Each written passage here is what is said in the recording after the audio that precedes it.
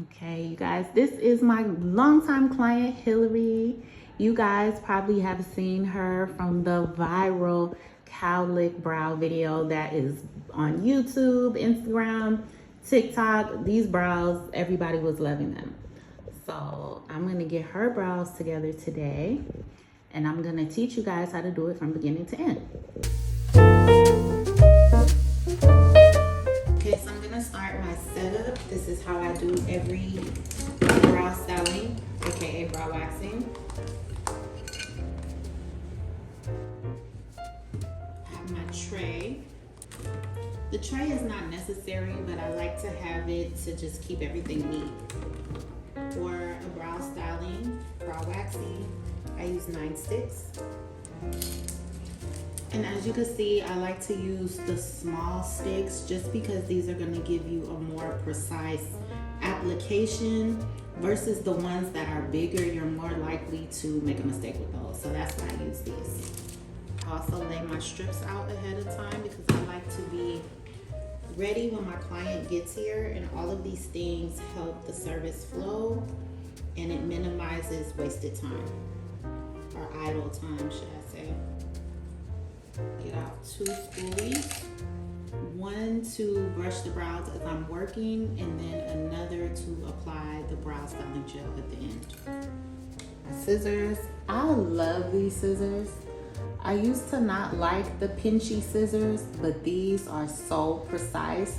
These actually came in a kit for brow extensions, but that's not a thing. More about that later, but I absolutely love these scissors. My point tweezers. These are great for precision. You're less likely to make a mistake with these versus the slant tweezers. And then I have the mapping string, brow lounge, brow styling gel. I usually lay this on the side, but for the purposes of this video, I'm gonna put everything there in the tray. My brow mapping pen, concealer. Hello. Hi. How are you? I'm good. How are you? Good. My client has just arrived. My brow ruler. Cotton pads. For brow styling, I typically use about 3 max. I try to get out as many as I'm gonna use so that I'm not wasting anything. And then 2 gloves for the mapping. I don't use the gloves when I'm waxing just because I like to feel what I'm doing. And so I just use them for the mapping just for the sake of them not getting on my fingers. All right, let's get into it. So first things first, you want to cleanse your client's skin. We don't do anything on soiled skin. So I'm gonna cleanse her first. But before I do that, I'm gonna sanitize my hands. You don't do anything before you sanitize your hands. The cleanser that I generally use is by Satin Smooth, the pre-wax cleanser, but any cleanser will do. You just wanna make sure that it's gonna remove all of the oils from your client's skin so that the wax will apply nicely.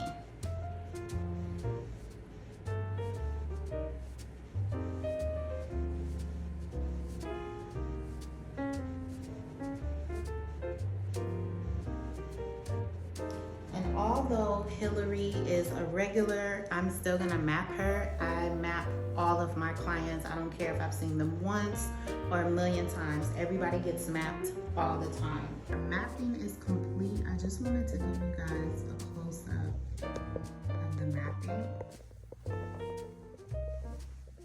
So everything that is inside of the pink is gonna stay present.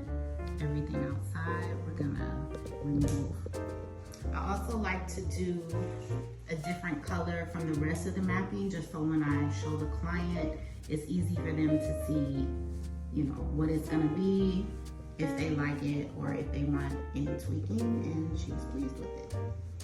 Now before I wax, I always trim the hairs first. And that is really gonna help with the trimming is the most important part of the brow styling because it can make or break the eyebrows. And you'll see after I trim her brows, they're already halfway done. That's half the battle. So you really want to take your time and do this. Like, do not rush. And I'm just trimming right at the line.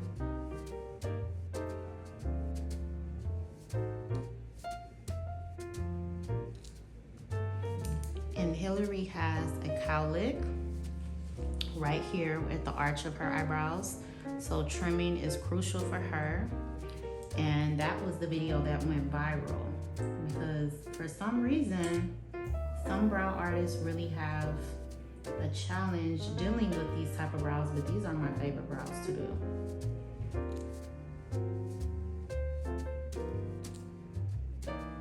Do you guys hear that? That is so satisfying.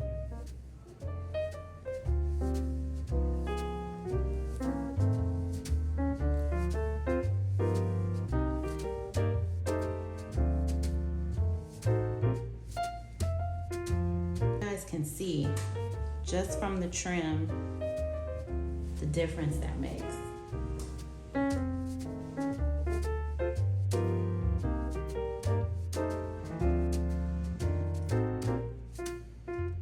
it's important when you brush the hairs up that you brush them at the angle they grow in. I'm not forcing them up, I'm not forcing them lower, because I want them to sit a certain way once they're waxed. And that certain way is the natural way. That's gonna give you the best looking results.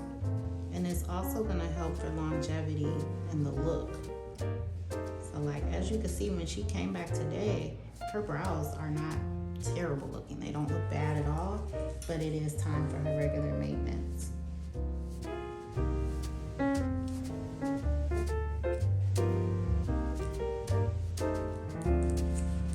It's her smiles of satisfaction just because she knows what's happening.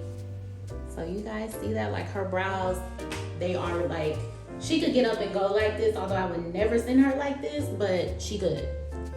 Hypothetically, she could, because they already look great. So I'm gonna brush her brows down, and I usually trim just a little bit, whatever is kind of hanging on the line. Also, before I apply the wax at the top, I brush the hairs down. And the reason I do that is so I don't accidentally grab any stray hairs and end up taking out the brows that I want to keep or making any holes.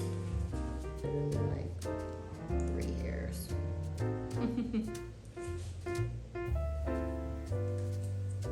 Because precision is the mission over here. Every time.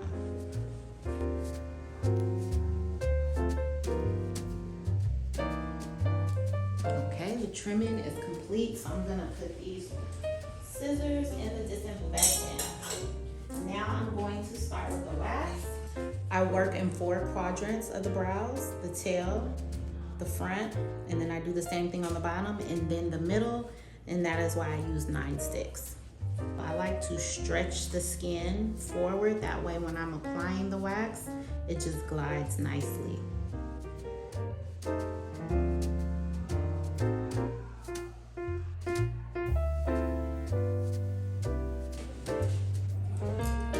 Double dip, that's why we got out the 9 sticks. So when I'm placing the strip, I place it right at the line, smooth in the direction of growth, pull the skin taut, boom.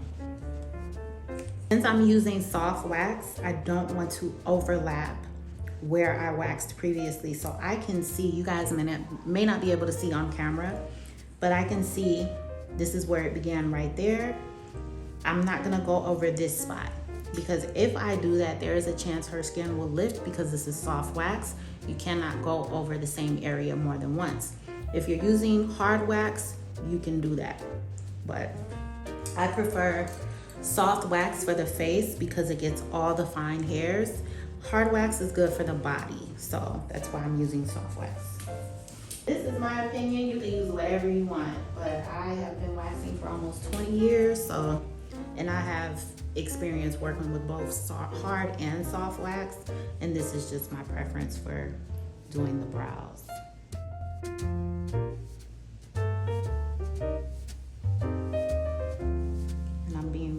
careful not to go past that pink line. Now, I keep my wax temperature at the same temperature all the time, so I know it's comfortable for her. But usually after I lay the first strip, not while I'm applying it, I always ask the client, how is that temperature for you? The reason I wait until after I apply it, a lot of people have the habit of shaking their head yes. You don't want somebody to move their head while you're applying the wax. Like, that could be a nightmare. So I lay the wax and then I say, how was that temperature for you? So that's very important. Now that I'm done with the top of her eyebrows, I'm gonna brush her hairs back up. That way I can see the bottom line clearly and not take out any of the hairs I wanna keep.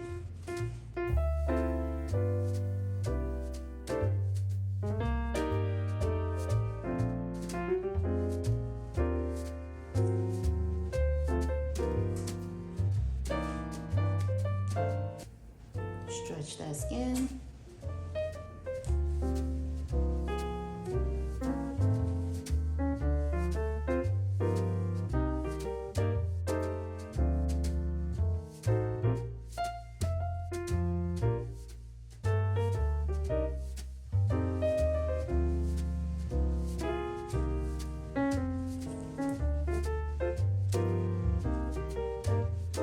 This is the amount of wax you want to use. Anything more than that is too much.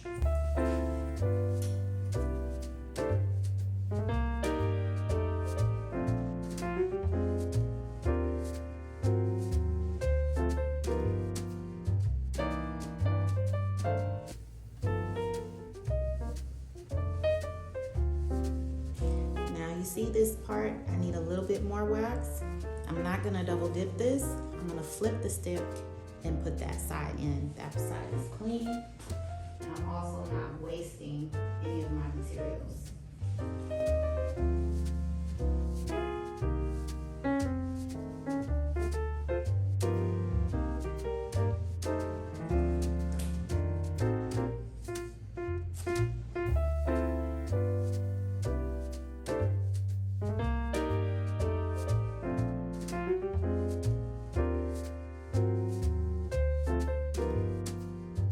That's okay if it's a little see-through right there. It's definitely wax right there, so don't worry about that.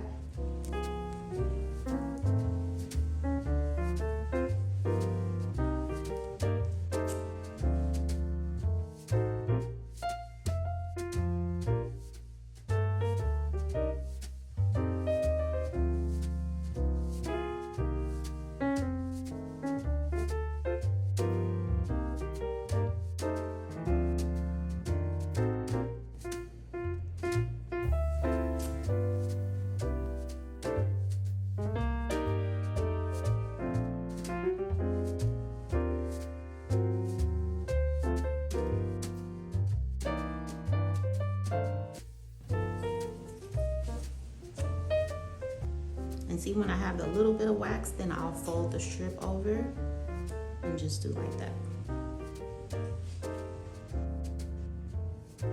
When I'm applying the wax to the center of the brows, I like to start in the center of this area. I never lay the wax right in the front of the brow because you can accidentally, it could spill into the brow. And so that's why I start in the middle and work my way out.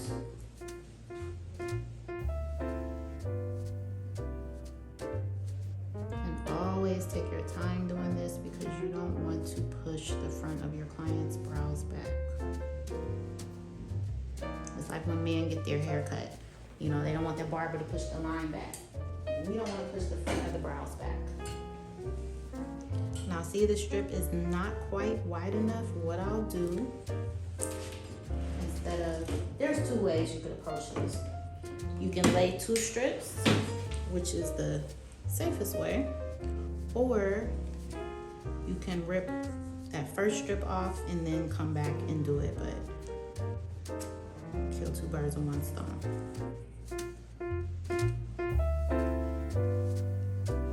All right, so the waxing portion is complete. Now I'm going to go back and tweeze any strays. before I remove the remainder of the lines. I like to use point tweezers because these help with the precision and you're less likely to make any mistakes instead of using like a slanted tweezer. You're more likely to grab too many hairs with those tweezers. Now I have a piece of cotton in my hand so that as I tweeze, I can place the hairs on this cotton. And then I also stretch the skin, that way I can see properly. I can clearly see what hairs need to go, what needs to stay, and I'm less likely to pinch her versus if I just go in like this. You want to make things easier for you and less painful for your client. It's less painful for them when you stretch the skin because it stretches the pores. And only remove one hair at a time. Don't try to grab multiple because you'll easily, you can make a mistake easily. And then you see how I'm like, if I'm not sure about a hair, I can use the point and kind of lift the hair and press it. And see like, do I want to keep it? How will it look versus me pulling it like, oh, I didn't want to do that. So I can see when I flip this hair down, yeah, this hair needs to go. So I'm gonna go ahead and tweeze it.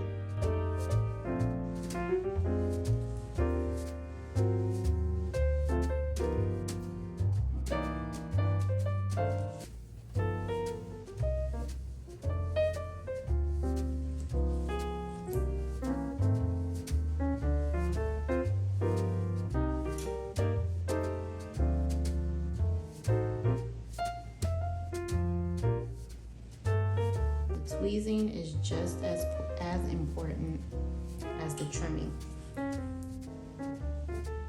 and the waxing. All three parts of the waxing, including the mapping, so all fourths. Like I can't talk. All fourths. All 4 parts. The mapping, the trimming, the waxing, and the tweezing are all equally important. I like to tweeze the bottom on both sides and then go ahead and do the top on both sides. Because I stand in a different place when I'm tweezing the bottom. When I'm tweezing the top, then I stand behind her. So since I'm already in front of her, that's why I like to do both of the bottoms back to back.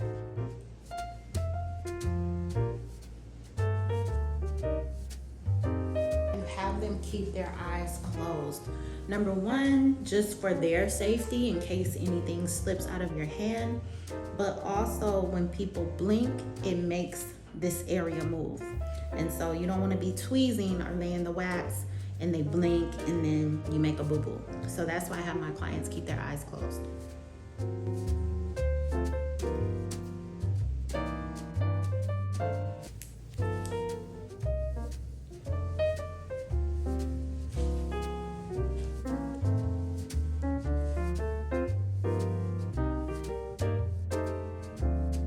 Before I wipe her face clean, I'm gonna step back and take a look to make sure everything is good. And I like to come in front of her and move her face. Everything looks good to me. So I'm going to wipe all of this off her face and then let her see before I put the finishing touches. The finishing touches include the brow styling gel, the Brow Lounge brow styling gel, and highlight around the brows. So those are considered enhancements, which even though it's just like concealer and a little bit of clear brow gel, it's still an enhancement and it's gonna make the brows look a little bit better than they look now. That's why I like the client to see before I do that, so they have a true view of what it's gonna look like when they wake up in the morning, because a lot of times people don't know how to recreate the little finishing touches. So make sure you do that for your client. Allow them to see after you clean them up. Now before I allow her to look, I'm gonna brush them back into place, just because I may have moved them around, which I did in cleaning her face. So I'm just gonna brush them back up. This fully doesn't have anything on it. I'm just brushing them back in place so she can see her freshly waxed brows. And I'm just brushing in the direction of growth.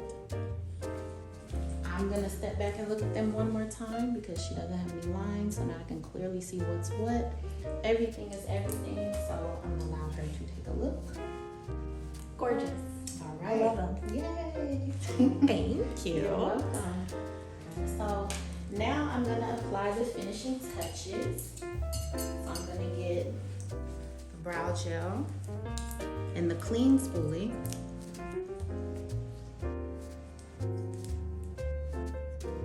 And one dip is enough for both eyebrows.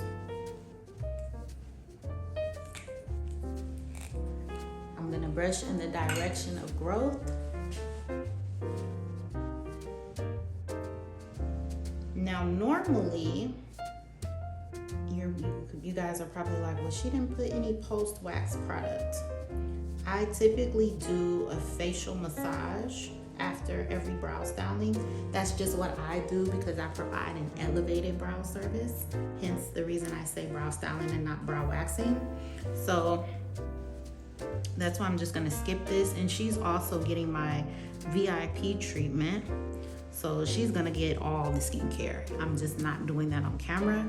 So I just wanted to skip to the finishing touches for now. I'm gonna go in with my concealer palette. This one is by Brows by Judy, I believe. I love this palette. And then I like to use a blending brush to blend out the color. Some people just use this, but I'm a makeup artist before I'm anything, so I'm gonna use a blending brush. So here is the finished brow with the finished touches. My phone didn't record me doing it. I thought it did, but that's the finished touches.